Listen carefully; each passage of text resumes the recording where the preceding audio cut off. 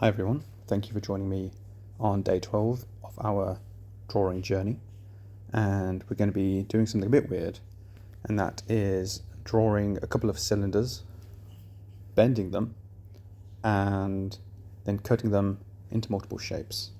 And this is really important for a lot of anatomy work because these are going to be acting as different body parts which we can shape and sculpt.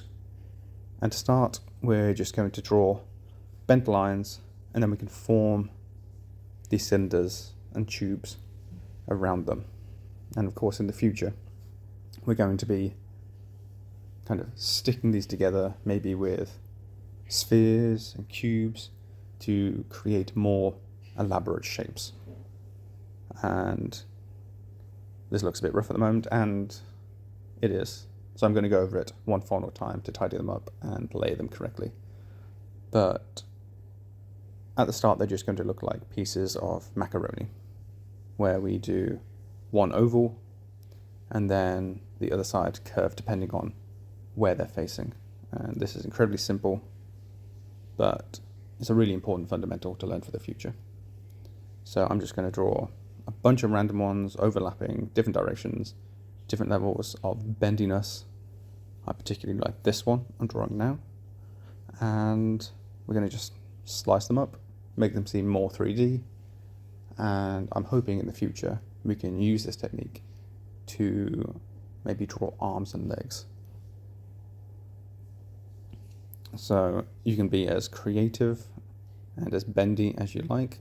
I probably should have drawn one which bends twice and maybe cut it up into further segments, but it's completely up to you.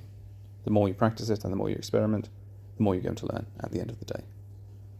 And this is going to be our last one, another kind of macaroni shape, but it's as simple as that. Honestly, I wish I was a bit more comfortable drawing on a tablet because there's so many times recording this video where I've used the palm of my hand and drew a line I didn't mean to, a bit like that, or clicked a button I didn't mean to. So maybe I need a better drawing tablet glove. But what I've essentially done here is I have got onto a layer, I've decreased its opacity so it seems a bit fainter, and we can draw over the top of it. And I've just thought of the perfect use for this exercise, drawing a coffee mug. You draw one straight cylinder for the mug itself, and then a curved one for the handle. And there I go again, moving the screen around with my fat hand. But we're shaping these along nicely now.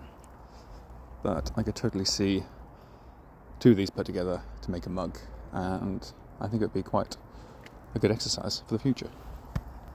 So I promise at some point I will draw a mug, starting off by drawing a cube and then a cylinder within that cube, and then using this technique to draw the handle.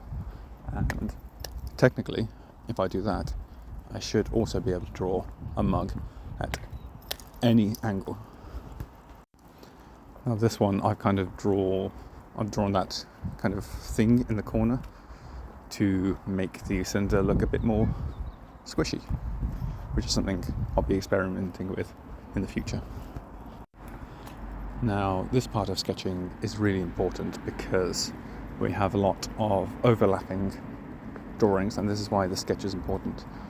You sketch them all on the same layer to begin with, and then later on you get to decide which ones will appear in front of the others, and that will then dictate where your shadows go.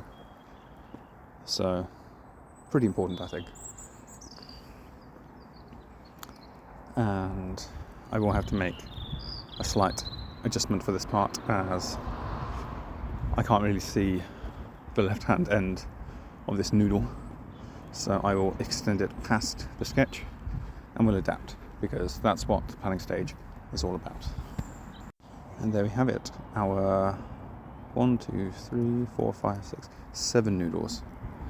And again, add our dissecting lines to give that 3D effect, which I think works quite nicely, especially on my macaroni on the top right.